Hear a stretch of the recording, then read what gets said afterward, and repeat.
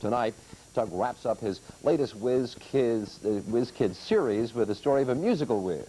And of the Philadelphia Flyers, you may recognize this whiz kid, 17-year-old Renee Veneziale of Roxborough. The Flyers almost never lose when Renee sings God Bless America for them to start a game.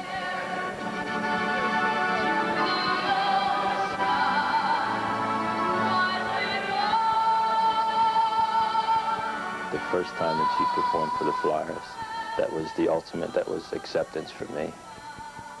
She was always a ham and always performing, even for herself, you know, in the mirror and in front of other people.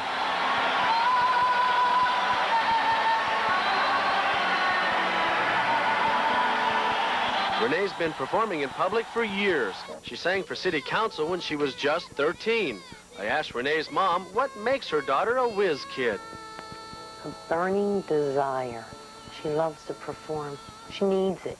So I say thank you for the music. It's better. Now, most people know I can't carry a tune in a bucket. But when Renee invited me to join her and her longtime vocal coach, Jerry J, in a song, oh, how could I resist? A little harmony here. For my darling, I love you, and I always will. Even when she's not singing, Renee's still a whiz. She's a former state gymnastics champion. She attends Mount St. Joseph's Academy on a music scholarship, and she's already been offered a college scholarship. Renee plans to major in theater. She says it's always been her dream to be a performer, just like her idols, Judy Garland and Barbra Streisand. I just remembering constantly saying, I want to be on TV, even the Al Albert show. You know, Mom, I want to do that. Oh, no, you can't get up in front of people. But I wanted it, and I did. What about the future? I hope it holds a lot. I want to be on Broadway. Renee will be on Broadway. She recently landed a featured role in the new Marvin Hamlish musical called Smile. She's been sharpening up her dancing skills for Broadway. Take it from me, dancing, even the old soft shoe, is not as easy as you'd think. But with enough practice, who knows? Maybe even I could be a whiz kid, huh? This is Twinkle Toes McGraw, Channel 6, Action News. The ABC World News Tonight is next on Channel 6. Action News continues at 11.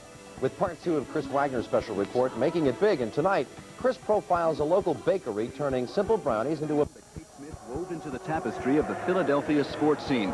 The setting was the Spectrum in the spring of 1974. The Philadelphia Flyers were about to win their first Stanley Cup.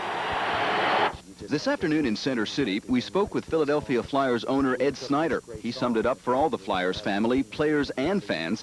The loss of the lady who became the team's unofficial mascot is a painful loss. She was just magnetic. The electrifying atmosphere when she appeared in the building was something that you had to be there to understand. I guess everybody's been to events where there is a certain electricity in the air. And every time Kate started off a game in person, it was just an incredible feeling. And our players and everybody in the building was charged up. One member of the Flyers family who feels the loss of Kate Smith especially keenly is Renee Veneziale. She sings before the Flyers games nowadays. And after she looked through her own Kate Smith album, Renee told us that Kate Smith was like a mentor. I really like singing for the Flyers, but I don't think that anyone could ever take Kate Smith's place.